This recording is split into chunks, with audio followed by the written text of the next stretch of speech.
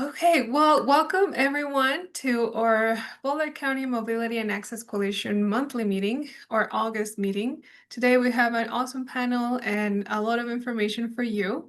So welcome. We're gonna move on to the next slide. And you already know this, but this is part of the monthly reminder that we are here on Zoom. You can open it in your browser and you can also call in to the meeting if that's easier for you. Next slide, please. There is a one-tap option on the invite that we had sent out. So you can just call in and in case your connection breaks or that it's easier for you. We know that virtual meetings can be not as personal. So if you're okay turning your camera on, please remain on mute unless you're speaking. Use the comment chat, like the chat function to leave any comments. We have a panel today, and as the speakers share their opinions and responses to our questions, it will be good to capture your thoughts or questions in the chat. And as a reminder, the Mobility and Access Coalition is Boulder County's local coordinated council. We work together towards improving transportation services for people with mobility challenges, such as low-income families, older adults, people with disabilities, youth, veterans, etc. And the Max vision is an equitable transportation network that empowers everyone regardless of their abilities. We have the agenda for today. Just going through the welcome, and then I'll go ahead and present the panelists. We have transportation equitable panel discussion. We're going to talk about how to support survivors, second chances, and transitions, and what are their transportation needs. We also have quick updates after that, and then the conclusion. So the panel is going to take about 50 minutes or so, and we'll have 5 minutes at the end for questions. We have 4 amazing panelists. I want to let them introduce themselves, but I'm just going to name their names. We have the next slide. We have Damary, I believe, first. Damary Janice, she works for Safehouse Progressive Alliance for Nonviolence. Our second panelist is, next slide, Amanda DeHerrera. She is with Boulder County Community Services. Next, we have Shazia Kikia from Boulder County Behavioral Health Assistance Program. And last but not least, we have Sue Pratt from Community Cycles. Now, we're gonna on-share screen, and so you can see everyone. Hopefully, you're able to change the view on your Zoom application to gallery or speaker so that you can see the people who are speaking. And we're gonna go ahead and start with the panel. So I have a series of questions for panelists. I'm going to add them in the chat, and I'm also going to name you in the order that you can respond. We're going to start with introductions. So please introduce yourself, your organization's mission, and how your work provides supportive assistance for those that you serve. I'm going to start with Sue. So we'll do Sue, then Shazia, then Amanda, and Damary. Okay, hi. I'm Sue Prant. I'm the Executive Director of Community Cycles. We're located at 26 and Spruce in Boulder, and we provide a number of things, but we have a bike shop that provides education for people wanting to learn how to fix their bikes, and a workshop where they can fix their bikes. We also sell and give away refurbished bicycles. We give away some new ones too through a few different programs. One of them is Mobility for All, and also some programs with the state. And in the state programs in the past, we've given away e-bikes as well. And then we also advocate for safe places for people to walk and ride within the city of Boulder and Boulder County. Thank you, Sue. Shazia? Hi, I'm Shazia Kikia from BHAP, the Behavioral Health Assistance Program. We're based at the jail. We do intensive case management for clients leaving the jail within a time period. And we basically support our clients through many transitions from leaving the jail to treatment centers, housing, community corrections, and also homelessness. We work with severe and persistent mental illness and also severe substance abuse. We're one of the luckiest programs, I believe, because we are allowed to drive our clients to appointments. And we also have a county car, which helps us to take our clients around. Yeah, so we're fortunate in that way that we are able to provide some kind of transportation to our clients that are finding it difficult out there. Thank you. Amanda? Hello, my name is Amanda DeHerrera, and I'm one of the program coordinators for the JET program inside of the Boulder County Jail. And so the JET program stands for Jail Education Transition, and we're a program there that offers individual support as well as group treatment. So our clients normally apply from general population inside the Boulder County Jail. They get accepted, come into a housing unit that we supervise, and then we offer the treatment in there. We do offer reentry services, so we've been lucky enough to work with Mobility for All and also Community Cycles for the last 10 years at least, so that's been nice.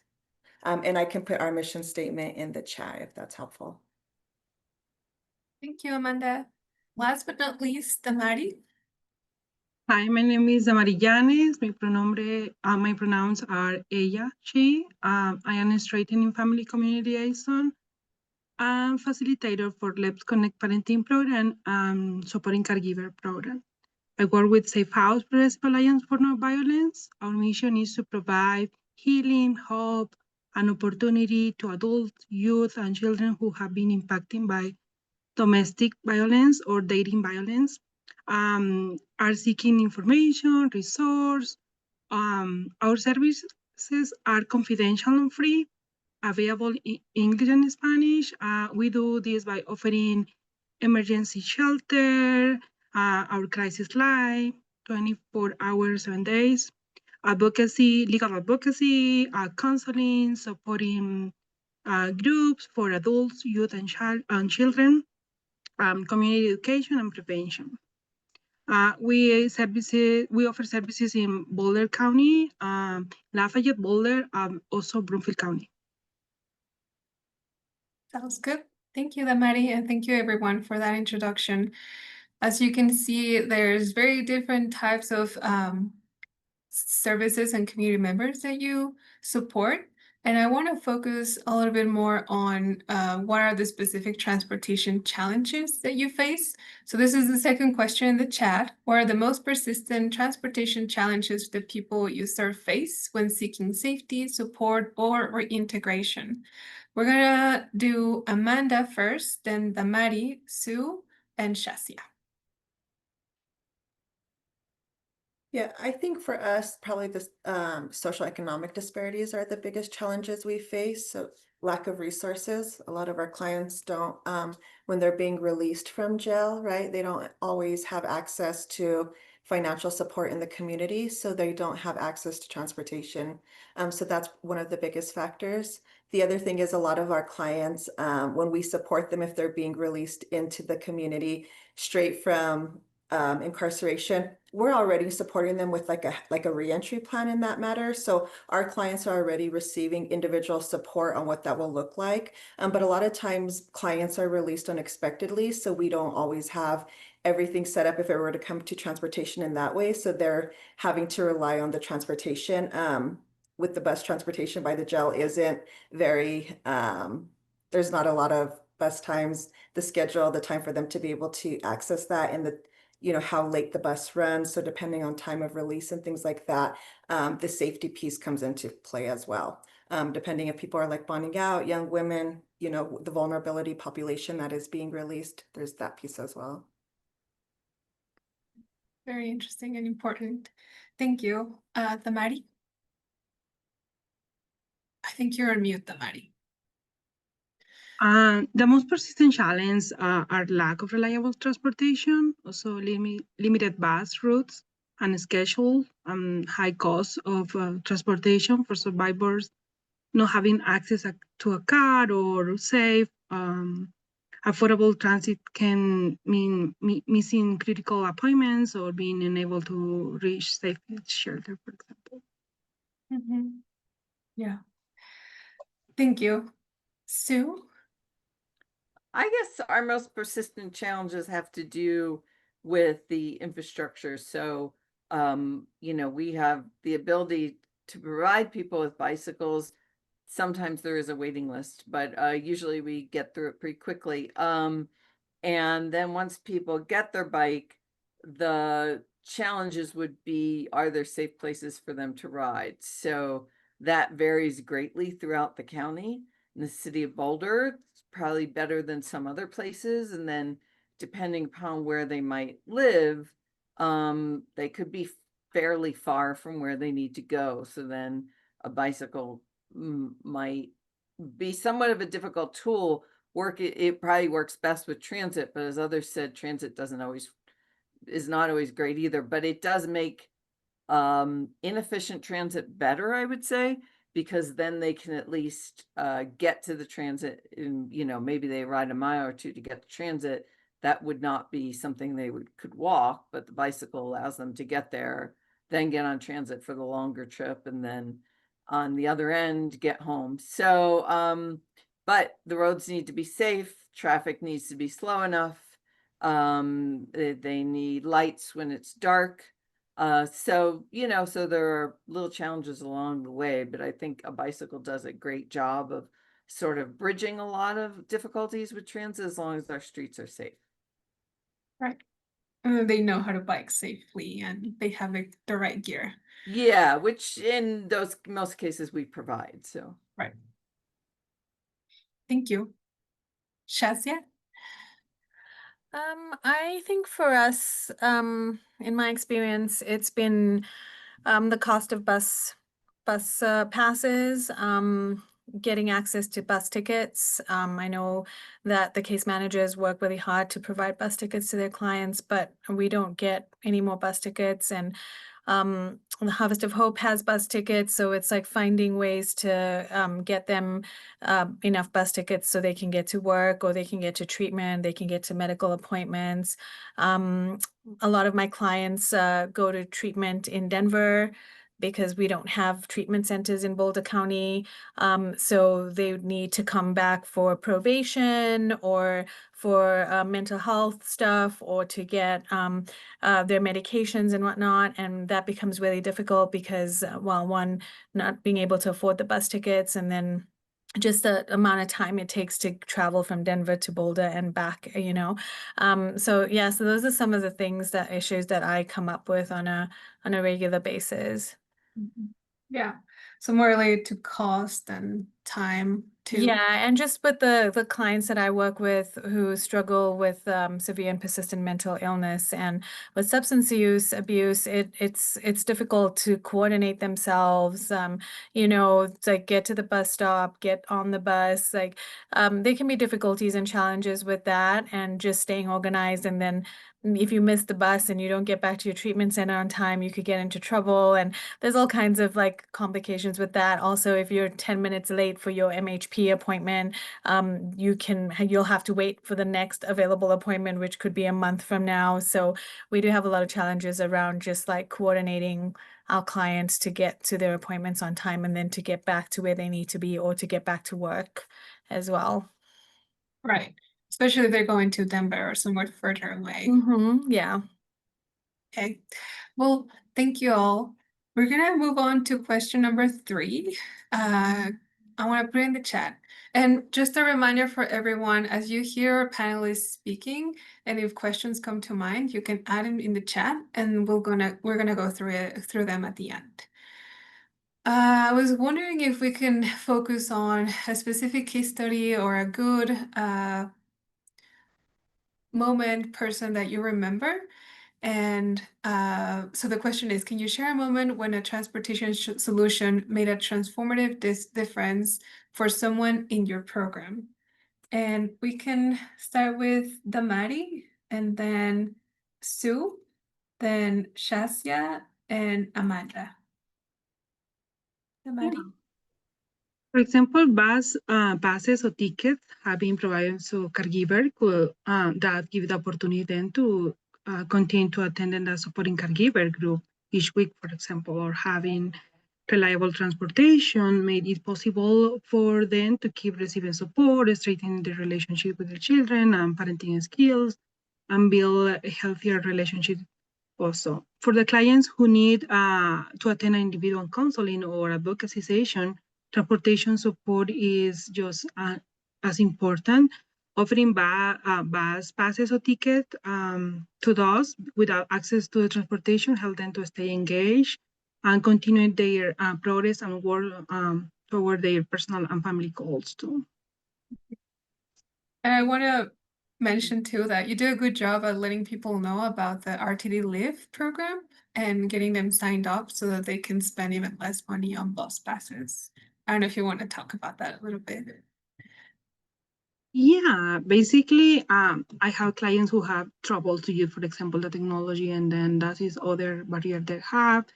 And then I try to connect them with Mobility for All, and then they can be, they can have access to this bus ticket. Also, for example, monthly, we offer a family community night in one location.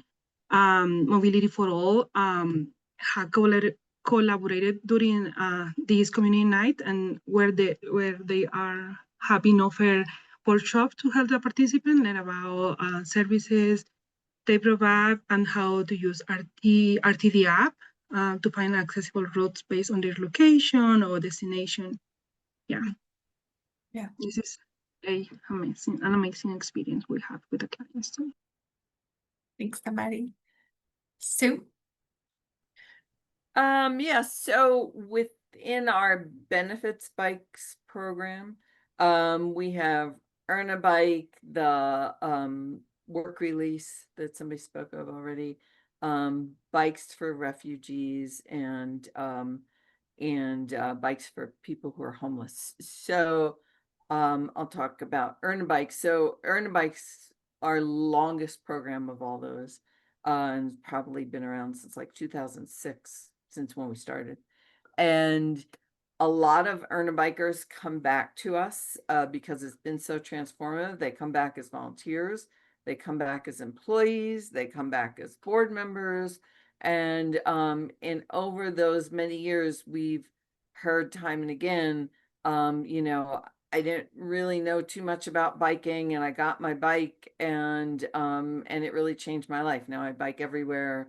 I either don't need a car, have one less car in my family. And many of them came to Earn a Bike when, especially now since it's been so many years, when they were more in need. And now that their situation has changed, they come to us and they want to give back. So they want to teach others or contribute in some way to get other people who need that transportation, the transportation that they need.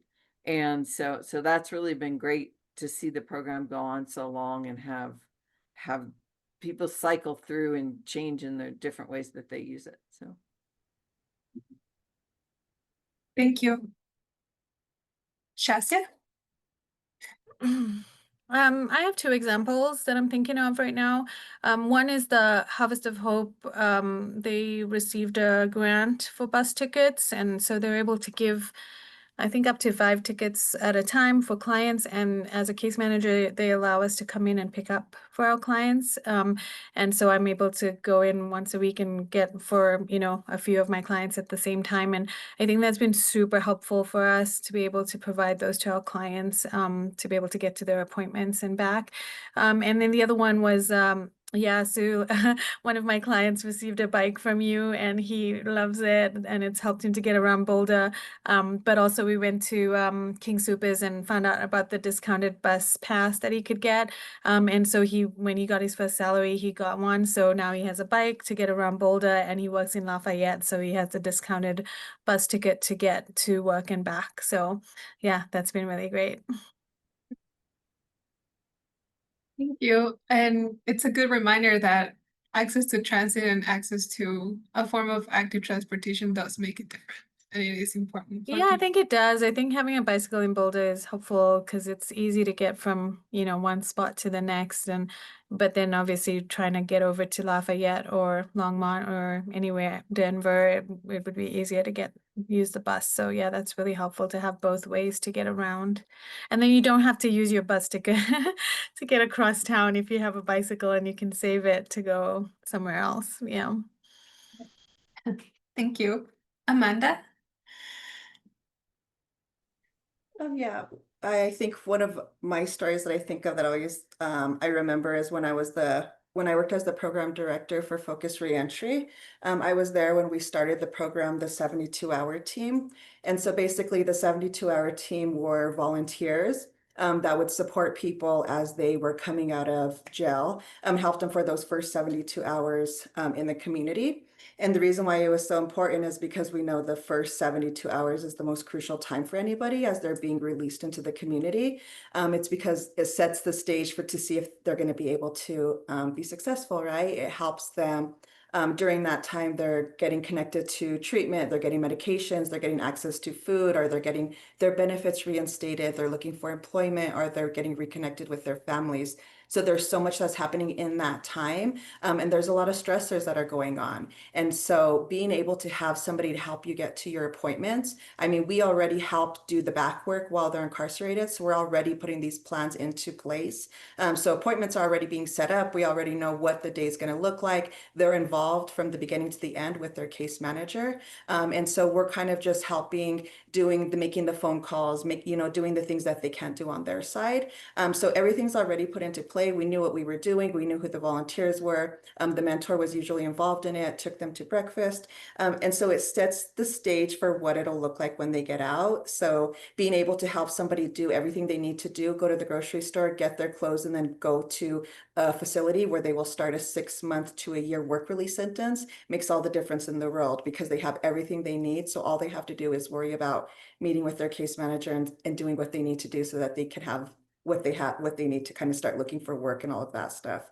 So those are the stories that I remember the most. We were lucky enough to get a county vehicle, like Shaz mentioned. So jail programs can drive clients around, but unfortunately, a lot of us, we're busy. We have a lot of clients. Our caseloads are large. We do a lot of group treatments and individual sessions. So we can't really spend 72 hours or a whole day dedicated to clients like that. But we do our best to help transport. And that's one of the biggest things it's been helpful just to have that vehicle and be able to take clients, especially to treatment. Right. Very important. And that's good that you mentioned the county car and how it can help offset that load, but also knowing that that's not the only way that people have available to get around. So yeah, thank you, Amanda. A lot of the work that we do, we need to do in collaboration with others. So my next question is, in what ways do you collaborate with other sectors? That could be transit providers, housing, employment services, etc., to support mobility for the people that you serve. And for this round, we can start with, let's start with Sue, and then Amanda, then Damary, and then Shazia. So we work a lot with the county, Mobility for All, working in many of the housing. So that's actually Boulder County Housing Authority, but we sort of work together. So we are at work at many of the county housing sites, providing bikes, providing tune-ups, working with people on travel plans and things like that. And we've been in a lot of those. We also collaborate with obviously the county jail, giving people bikes on reentry so they can get to work. The city of Boulder, we collaborate with extensively, doing a whole bunch of programs for them. That includes, they are the majority funder of our Kids Holiday Bike Giveaway, which happens for low-income kids. December, we give away about 350 bikes, as well as we collaborate with them on Walk and Bike Month and a lot of transportation projects and things like that. We also work a lot with the hospital, Boulder Community Health. We've gotten a lot of bikes and classes to employees who work there, like night shifts, the kitchen, things like that. Same with CU, sort of the same population there. A lot, and then we've also provided bikes to various nonprofits who serve the community in different ways. Boulder Food Rescue comes and fixes their bikes at our shop, and it's probably more that I can't think of right now. So most all our work is done in collaboration. Thank you, Sue. Amanda? Yeah, most of our work is done in collaboration as well. So we don't, for JET specifically, we're one of the programs that is not grant funded. So we don't really have a lot of, access. Most of the resources we get, we have to go out there and find people to work with. So we don't have a lot of, money. We rely heavily on donations and community support. And so because of that, we've worked closely with Mobility for All. So in the past, we've done things where Angel and some of the staff have been able to put on presentations for our clients. And so we have the luxury of offering virtual webinars or trainings and classes, groups like that to the clients. And so Angel's been able to go in there virtually and offer different types of webinars to help support clients with the technology piece of RTD, how to sign up for a live RTD bus pass. And then we would help the clients do that afterwards. So we would get everyone signed up for a live bus pass. We would learn how to do the access all, just different resources that they could access.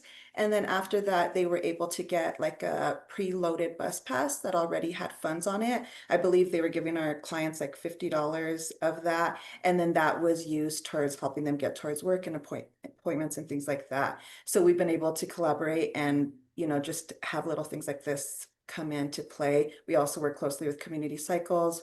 And then there are times when we'll have to work with probation or other nonprofits to access like a bus pass or two, but it's very rare that we have access to bus passes. Thank you, Amanda. Damary? Yeah, we collaborate with multiple sectors to support mobility for the people we serve. We partner with, for example, with Mobility for All. We have been collaborated through the community night. They offer, as I mentioned, a workshop to help the participants to learn about the services. Also, we partner with Hams Carpenter, which provide Hams on workshop and guidance on living car-free and using alternative transportation. In addition, we can directly connect a client with transportation for all coordinator who support them in applying to reduce passes and provide education on how to use them too. Yeah. Thank you. Shazia? Yeah, similar to everybody else, we collaborate a lot in the community, focus reentry. We lean a lot on their peer support mentors to help us to transport clients from time to time to appointments. We also work with the HOT team, the homeless outreach team. They're Boulder policemen who do transportation for us, would take our clients to Denver or to Fort Collins, even to Colorado Springs, drop them off at treatment centers. Yeah, community cycles, we get bicycles from there.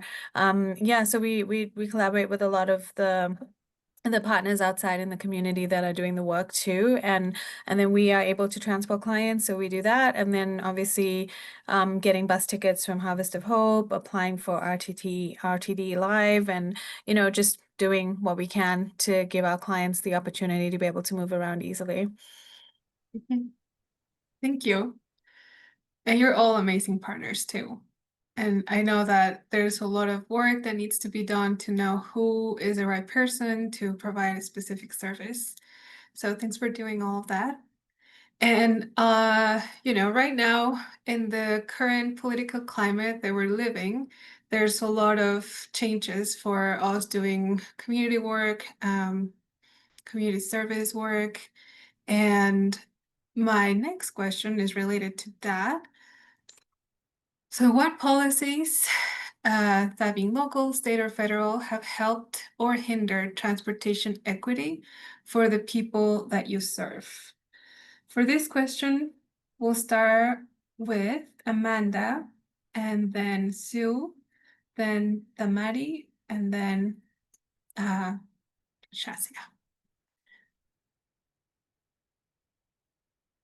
Amanda? Yeah, sorry, I was trying to find my mute button. So policies, this one I was a little unsure about. The one I could think about mostly would be primarily like when I was working with DITT. And so DITT is similar to drug court. So it's the DUI integrated treatment team. And so it's for individuals that have multiple DUIs, 4+ DUIs, they can't drive, they don't have a license. And so for that, there are a lot of policies that are put in place for DUI offenders. And so as the treatment side of it, we were the ones that were able to see how it affected people, right? Like we know the policies and the regulations are put in there to keep the community safe as a whole. But as we're doing that, we were able to see how that did, create did hinder some progress, or it did create hiccups for clients. And so a lot of it had to do with being able to get to multiple locations, when it came to like checking in. There's a lot of check-ins, right? So they can't drive, so they have to leave their place of employment and they have to go check in and take a drug test. And from there, they have to go check in with probation. And from there, then they would have to go check into a halfway house. So there's multiple locations that they have to get to before they're even able to get home and their day is ended. So in the winter time, when it's cold outside, it's snowing, there's been multiple times where I've had a client wait at a bus stop and then get to a place to take a UA, and the place has been closed because of the weather, and then they're waiting there for the bus, just to get to a halfway house. And then like Shazia mentioned earlier, if you're late to a location checking in, depending on what that looks like, that could be a violation. And so they depend heavily on the bus, and getting to multiple locations. And even when they're doing their best, it does get challenging because of the fact that no matter what, it just feels like they're climbing this hill before they're even able to get a license. So I think that was the biggest one I've seen in my position. Yeah, good point. And reminder too that people don't have licenses, right? In a lot of instances, so that's why they fully rely on the bus.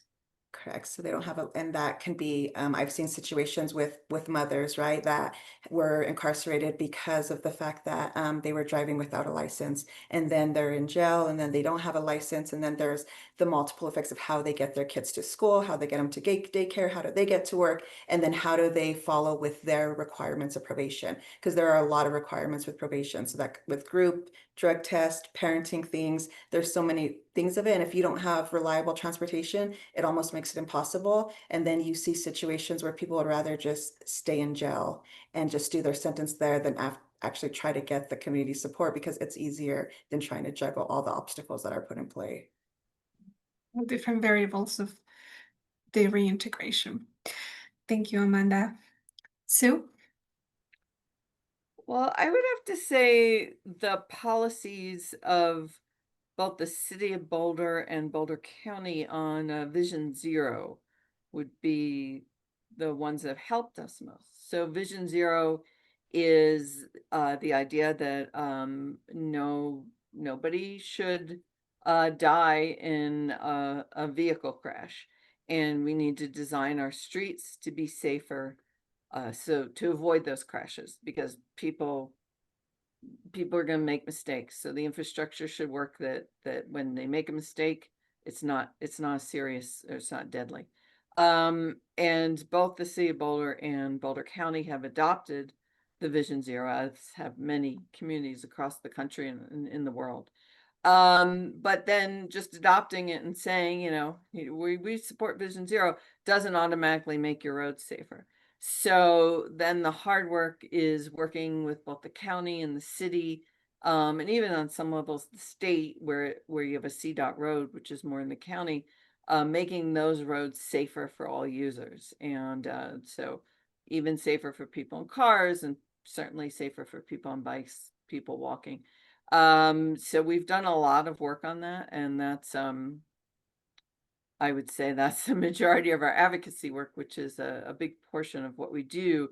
And you see some of it more on the road in the city of Boulder and 30th Street and South 30th Street is the one that's built right now, but we have a lot of plans for other streets that will be coming online.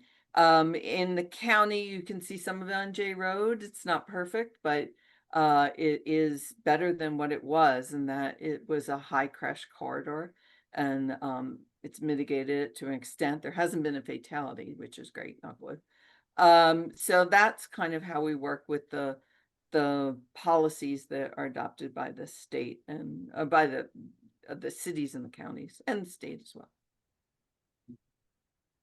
Thank you. Damary? Yeah, I think about the policies that expand access to the free or reduced passes, such as Boulder Eco Pass, or for example, RTD's youth and low income discount have helped families access to essential services and opportunity. However, maybe the reduction in the bus routes have created barriers and limited reliable and affordable transportation for many of the families we serve. Yeah. Good point on the youth free fare program, because I remember chatting with you at some point about that getting the mom the Lyft program was very helpful, since she was the only one that needed to pay for a bus to bring her kids to where she needed to go or where they needed to go. Yeah, so you're finding that it helps families. Thanks. And Shazia.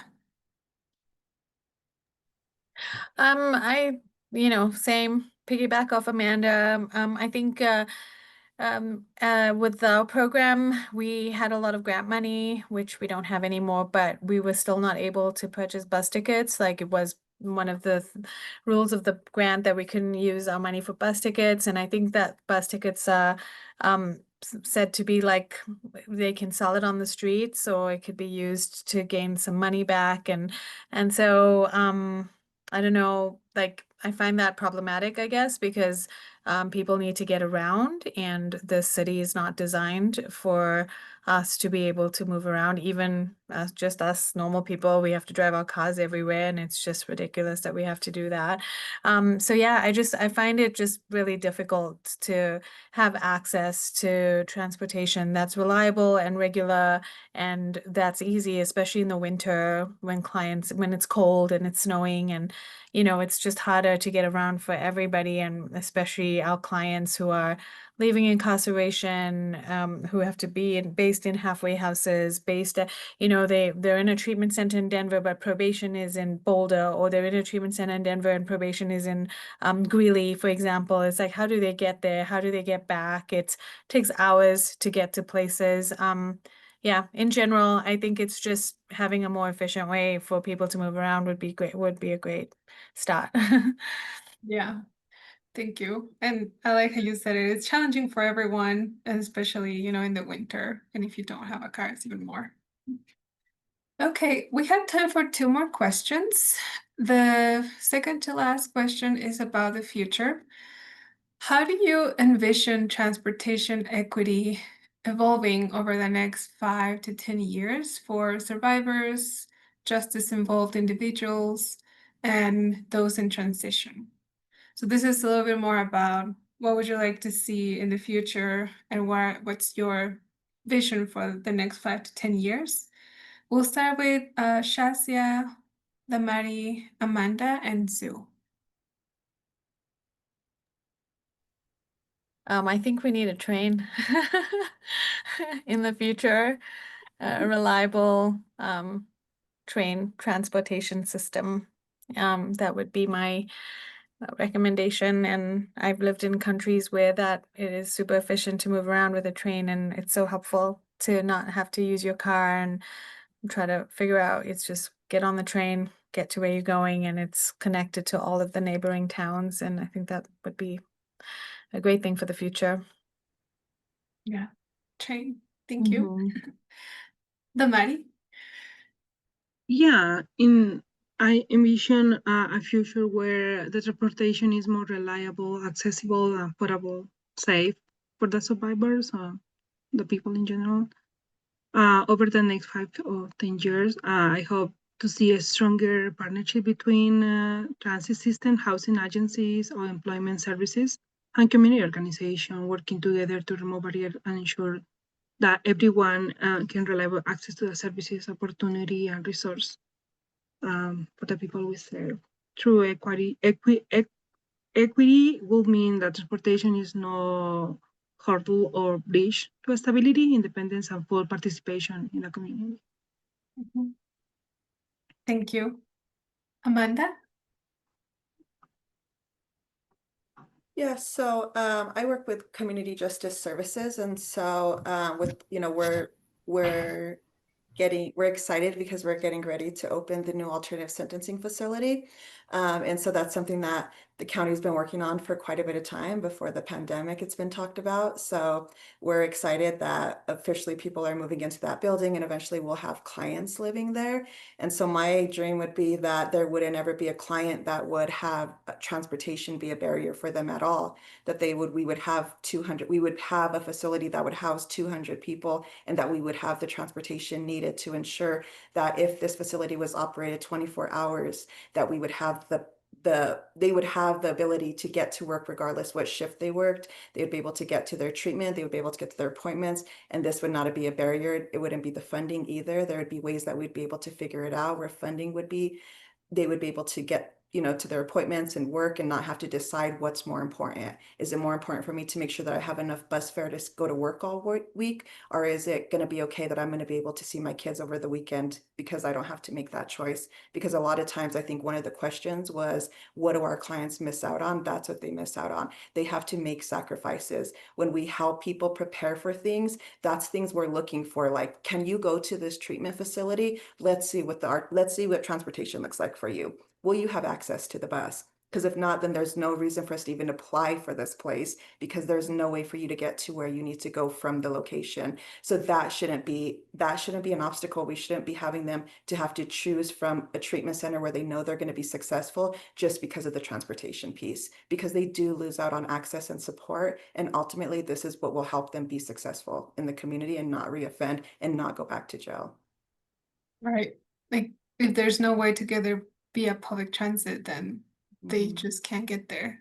Because we did have a work release facility years before, well, it stopped because of the pandemic, but we had clients they were completing their work release sentence at the Boulder County Jail, and they had the option to do it at the facility in the community or at the jail. And everybody wanted to do it at the jail because they knew the staff, they had support, they knew what they knew what the weekends looked like. They already were comfortable there. But the only reason why people would go to BCTC was because they had access to transportation. There was one bus that leaves the jail, and it doesn't run on Sundays. I think it stops at 7 on Saturdays and on the weekdays. So people would choose to go to a facility where they knew that they were going to be in a high stress situation where there's access to drugs. People are coming out from Department of Corrections, their parole. There's so many different people in that facility. They're choosing to put themselves in that high stress situation because of transportation. And that doesn't seem fair. As a social justice advocate, that just doesn't seem fair, and it doesn't make you feel good. Yeah, it's not really setting them up for success either. Thank you. Sue? I guess as far as with bicycles, the increased availability of e-bikes and high quality ones for low price, especially for families and people, taking their kids to school. It's a good option, but those involve larger bikes, which are even more expensive.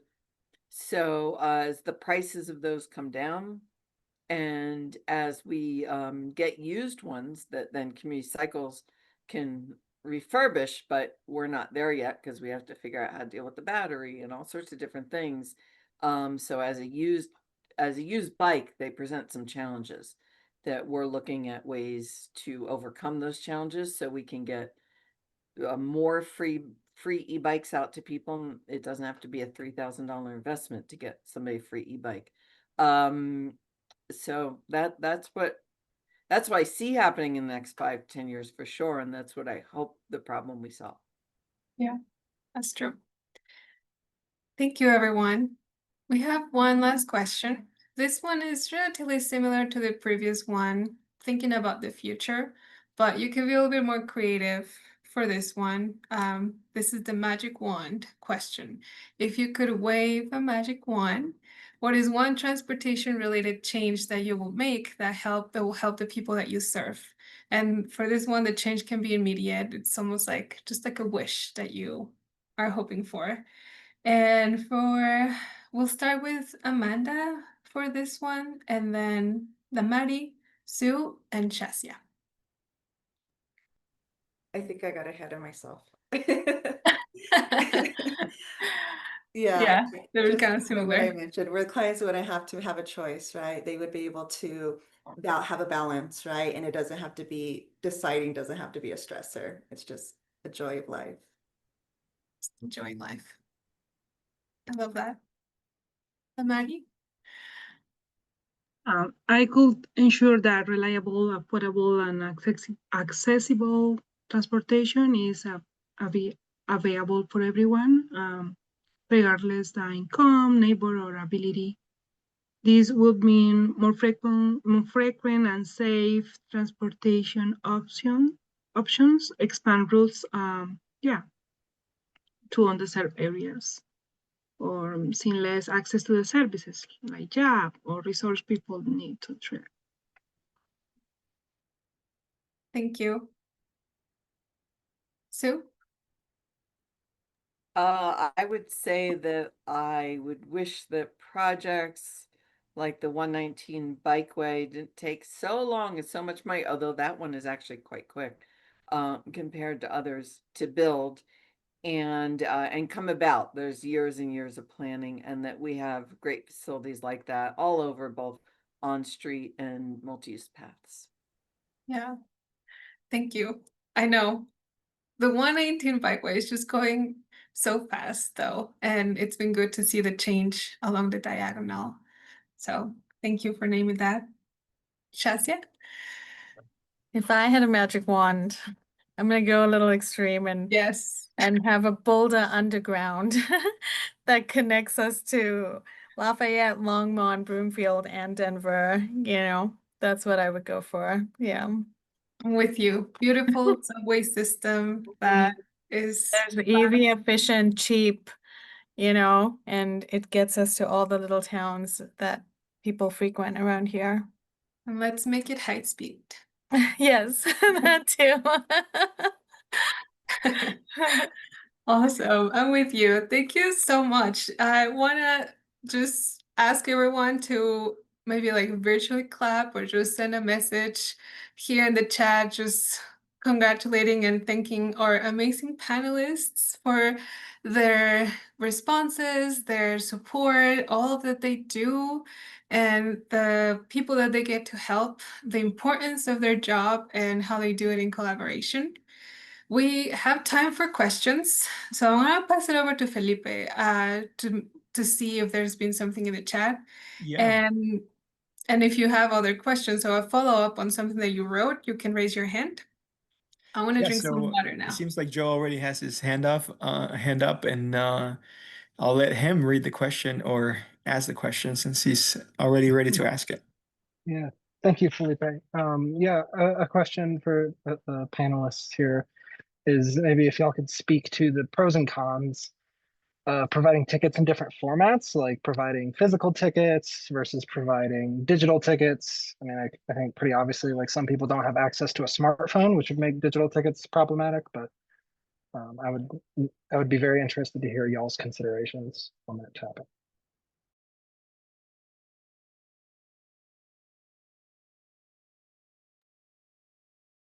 Anybody wants to take that question?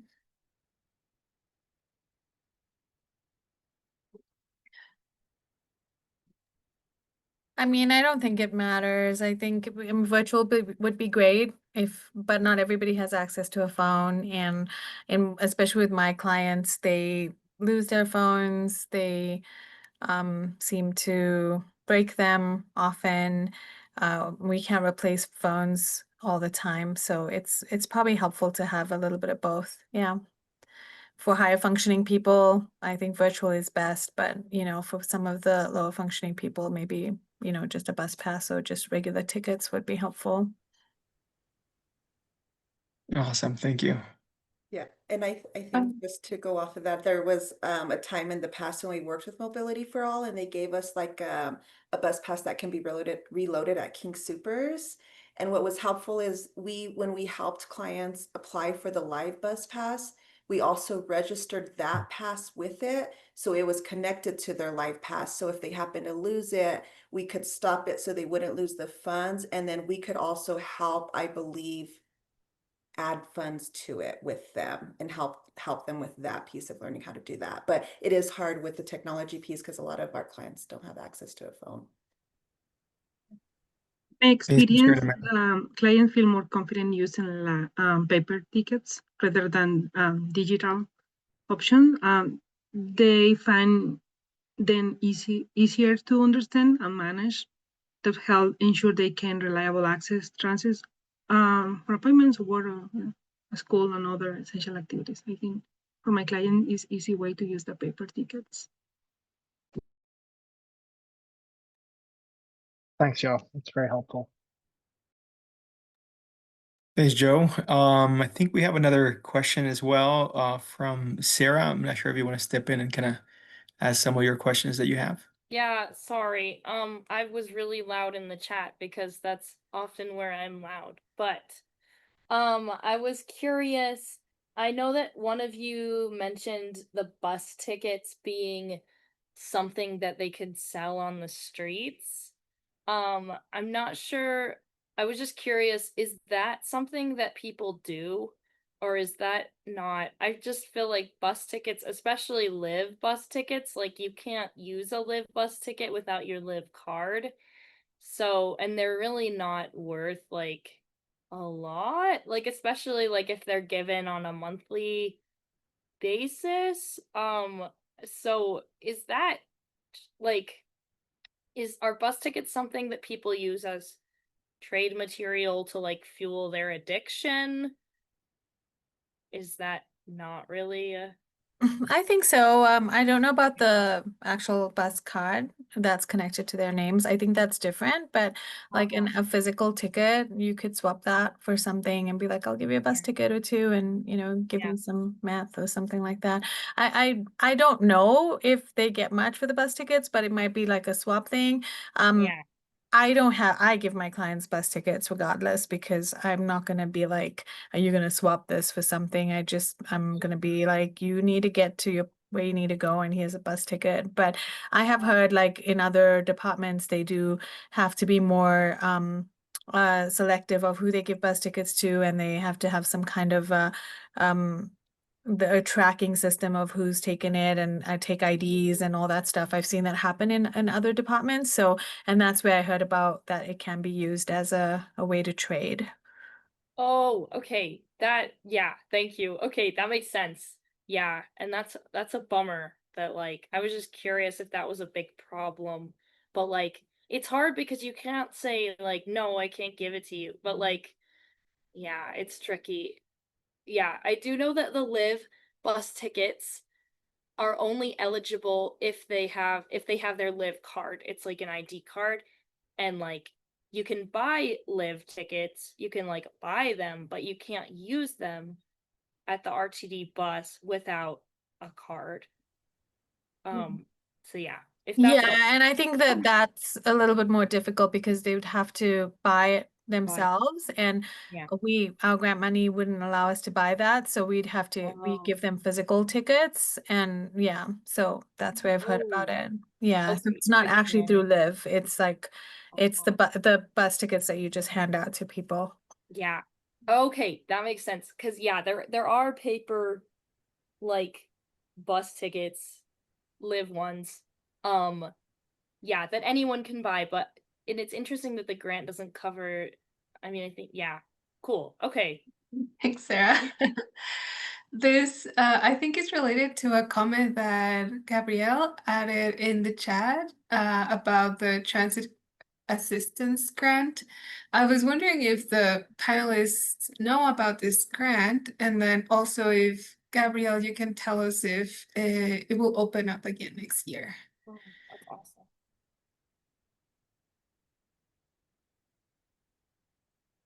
Have you all heard about that grant? Oops, sorry, we have not. I actually just sent it to my supervisor and he was like, oh, is it gonna open up? So yeah, that's a good question to know when that will open up again. Yeah. I wonder if Gabriel or anybody from RTD can chime in with that response. I know that at least last year it Yeah, opened up hi in everyone. January. Yeah. This is Gabriel. I'm a community engagement specialist at RTD. Which part which part of the response do you want me to respond to? Oh, all of it. Well, as for the transit tickets being exchanged or sold for drug money, that's definitely the first I've heard of it. It might be possible. My impression is that would be done on a pretty limited basis. I don't think there's I haven't heard of much demand for that. And I tend to be pretty community facing. But if anyone here ever becomes aware of that, that's something we should know about. So please reach out to RTD. I'll put our customer care, our transit police links in the chat. Is there anything else I can address at the moment? Yeah. Oh, about that? Oh, I don't know. I was wondering if you could also talk about the transit assistance grant. Sure. Transit assistance grant. So the transit assistance grant is a fairly popular grant program with RTD. It's recently we had $1 million worth of transit assistance awards that went out to about 150 organizations across the RTD service area. So you can think of these as sort of like an in-kind donation of bus tickets that are given to the awardees for distribution at their discretion. It's a little bit more nuanced than that, but I think that's a quick way to address it. So if you're interested in the Transit Assistance Grant Program, Danny McLean is one of my teammates here at RTD. She just put a link in the chat. I put a link in the chat also earlier. So definitely read that if you're interested in applying for the next one. And I think one thing that gets confusing, sometimes folks will be under the impression that RTD gives out free bus tickets directly to customers or members of the community. That's typically not the case. If someone receives what we might refer to as free bus tickets, that's usually going to be from one of these tag recipients, again, through an established process. So you think it will open again in 2026? Yes, I do. So the application for 2025 was open through this January. I do expect that it would be open again early next year, probably around the same time. So keep an eye out about that. There'll be communications coming from RTD about it. And we have our website here that you can take a look at as well if you're interested in. And there's also a webinar on our website, so you can learn the whole process by visiting our website. And of course, we have lots of folks here at RTD that would be happy to explain that process to anyone who's interested.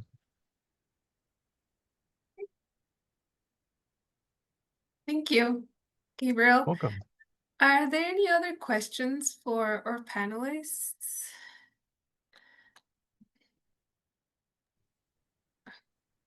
Yeah. Yeah, and I do have a question, especially with the programs that you guys have. Have you guys found a specific partnership with transportation providers that consistently support your programs on an ongoing basis? I feel like a lot of nonprofits sometimes struggle with that aspect of things beyond just giving the individual vouchers. Have you found partnerships that really work well with your programs, or you've connected well within whatever schedule or structure you have?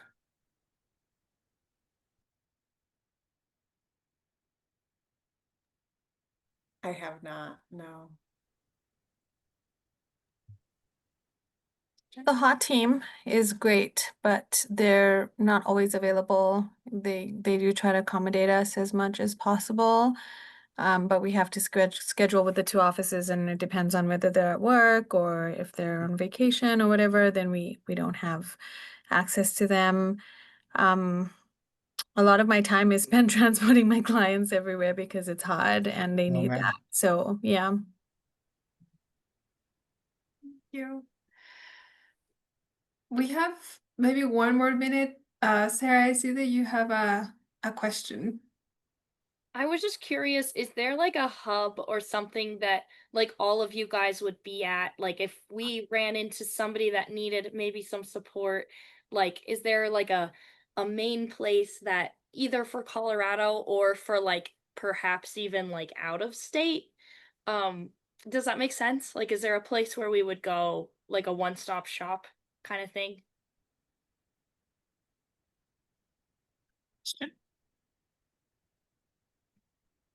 Are you asking about like transportation or like like for our services, support services from the panelists? Yeah, for like the support services from the panelists. Yeah. Yeah, like any kind of support with like homelessness or like jail Yeah. release support. Um, So for domestic us, we're yeah. like, I think like jail program staff. So there's multiple programs for CJS, and for us specifically, we have an office at the courthouse, so the Justice Center in Boulder. So we have an office back there with community services, and we normally have a case manager there at least one day out of the week. There's someone there that people can check in with, and we can try to get them referred to an organization. But a lot of times our clients, we start meeting with them while they're in custody. And then with Shaz, with the other information about like other partnering agencies, you may know that better. So there are two events that happen in Boulder. There's Feed Forward. I don't know if everybody's familiar with that one. And then there's Deacon's Closet. Feed Forward is on Tuesdays in the afternoon from like 2 p.m. to about 3:30, and then Deacon's Closet is on Thursday mornings from 9 to like 10:30. And those really good places to go to so that you can meet with some of the case managers that work in the community, and to get support. Muni Court is there. There is an addiction specialist named Harold who can help get people into treatment. I think Muni Court has some therapists there that can help to talk to people who might be in crisis. The hot team is there, so there's some, and then BHAP goes over there. We primarily work with people from the jail that then eventually get to the community. So we don't take on new clients when we're at those events, but we can help direct them to the right people, or if they have any questions or anything like that. So that's where I would direct people to go to, is those events. It's usually easy for people to go there. They have food, they have access to some clothing, and then some services, so they can really connect over there. That would be the best place. That's awesome. Thank you. Thank you so much. And thanks for the questions. We are once again going to thank our panelists, and we're going to move on to the rest of the meeting. We have a few very quick updates. So yes, one more round of applause for all of you for your time, and thank you for being here today. Zoom is getting very creative with all these ways of clapping. Oh, I know. I couldn't figure out the clap thing, so I just stopped Yeah. it. Okay, so we have we have about 10 or 13 minutes there's a few updates from the people on the screen. So we're going to start with Colleen. Colleen, do you want to share any DRMAC related updates with the group? Just a few. Thank you, Yeah. Jessica. I also want to say thank you to the panelists because that was a great discussion. Really enjoyed it. So I think if you don't know, the Denver Regional Mobility and Access Council, or DRMAC, because that's a really long name, we serve as the regional coordinating council for the Denver metro area and the 9 surrounding counties, including Boulder. And we have a regional coordinating council meeting coming up on September 9th from 1:30 to 3 p.m. via Zoom. And the topic is accessible winter activities for people in the disability community or people with disabilities. And we usually host monthly meetings the first Tuesday of every month. And it's a great way to build connections in our community and address the transportation barriers that folks may be seeing. And so we can try to advocate on behalf of the people we serve and figure out some solutions. But for this particular meeting, we will have, our guest speakers will be from Ascendigo, Ignite Sports, and Adaptive Adventures. And so we hope you all can come. I'll put the RSV link in the chat. And then right before I hopped on, Maria asked me to share about the tech trainings. I know it's not on the agenda, but I'll tell you really quickly that we have 2 tech trainings coming up. One August 25th, which is Monday, from noon to 1 at the Belmar Library in Lakewood. And that one is on introduction to security and privacy settings. And then we have another one on September 16th from noon to 1 at the Columbine Library in Littleton. And that one is on managing notifications, apps, and storage. And we try to host these monthly because what we have found that if people attend our travel trainings, sometimes they kind of struggle with the technology piece. So if they take these trainings first, then they're a little bit more comfortable. And I tried to go really fast, Jessica. That's all I have. Thank you so much, Colleen. You're Thanks for all welcome. those updates. Thank you. I got a message from Gabriel. It looks like you need to leave soon. So maybe we can hop on your update first.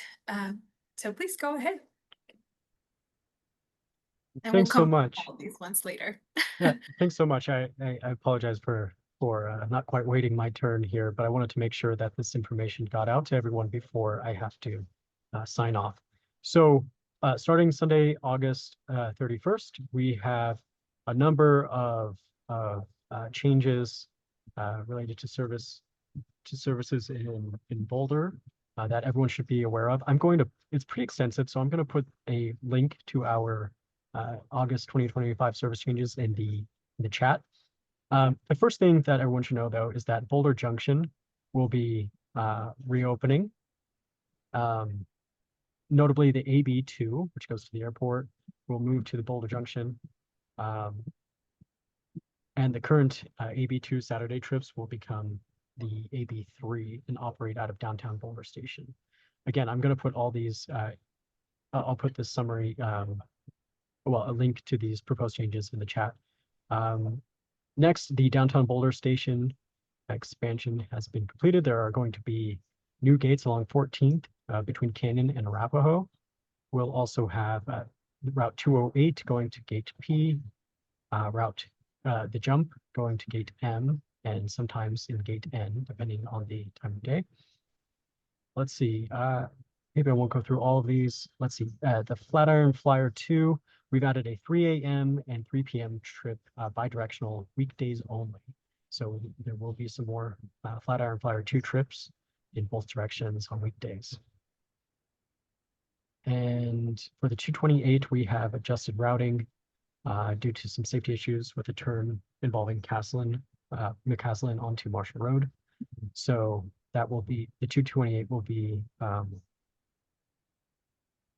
it's shifted to US 36 and McCaslin Station on the Superior side, 7 days a week for all trips. So there are extensive improvement changes to Boulder and Boulder County area. And I'll put the link to all of our changes in the chat. And if anyone has questions, please reach out to me. I'll also put my email in the chat as well. So thank you for letting me go a little bit ahead. And please reach out if I can answer any questions or refer you to someone who can maybe speak with more detail if you have anything super specific.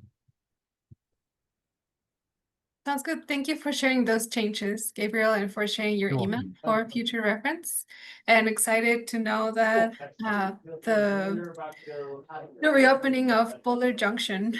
And Yes, very exciting. yeah, so thank you. Since we're talking Okay. about that, I thought that Thanks, Elaine, everyone. you could go next, Gabriel, and talk about the event that's going to happen for the reopening.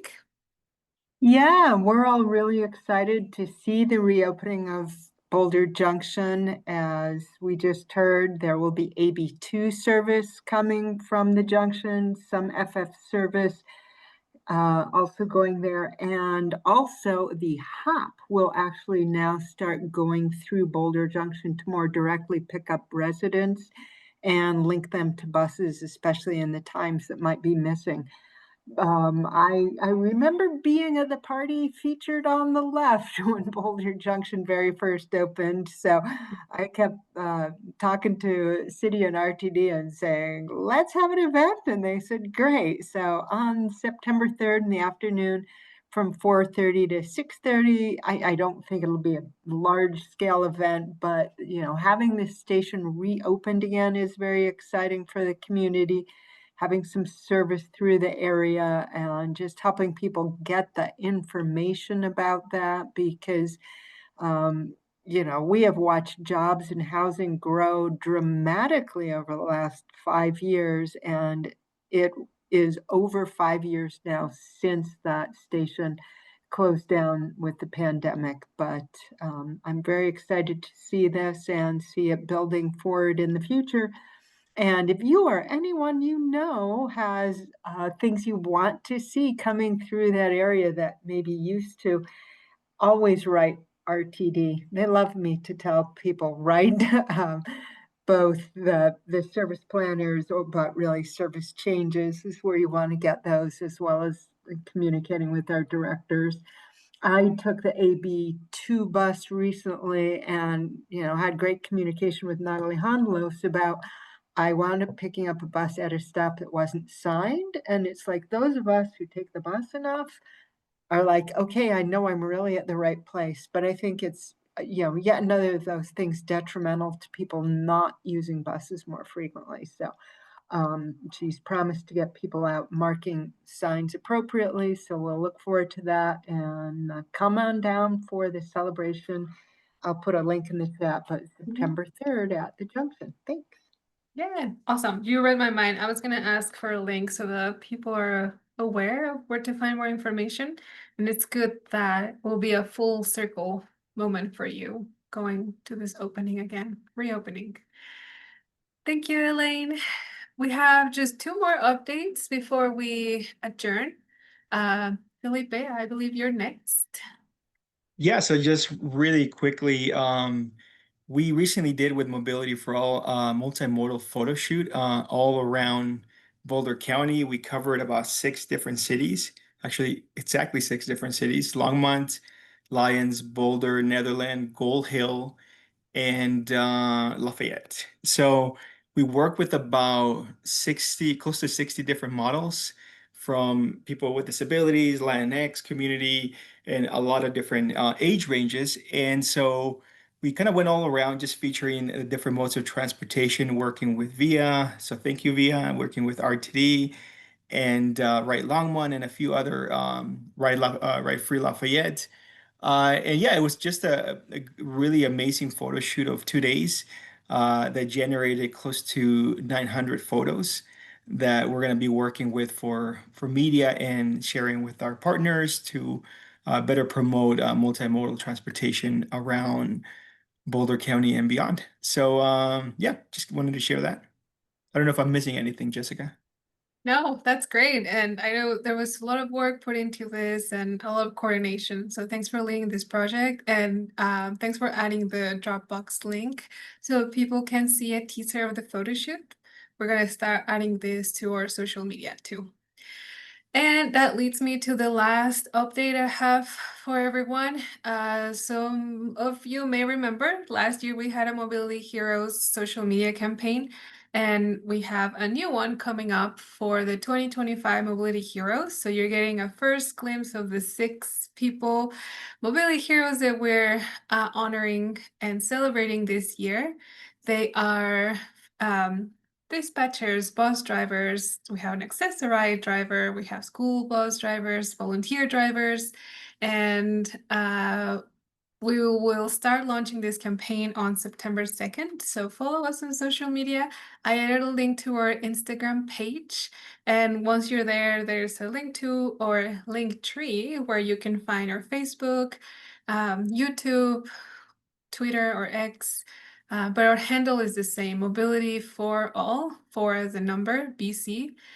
And I'm so excited for all of you to see the videos highlighting and celebrating our 2025 Mobility Heroes. We're going to have a Mobility Hero celebration on October 15th. So there will be more information to come. Okay, we did it. Yeah, Amy, yeah, you can see there's a school bus driver and a school bus mechanic too. So our next meeting is going to be, thanks, Joseph. Let me find my dates. On September 17th, we're gonna have external presentations. It's gonna be virtual. And then the meeting after is the October 15th Mobility Heroes Fall Luncheon. And that's gonna be in Longmont. So you can add it to your calendars already. With that, we'll see you again on September 17th from 1 to 2:20. Thanks again for joining, for staying until the end, and for your participation in today's panel. Have a good one, everyone. Bye.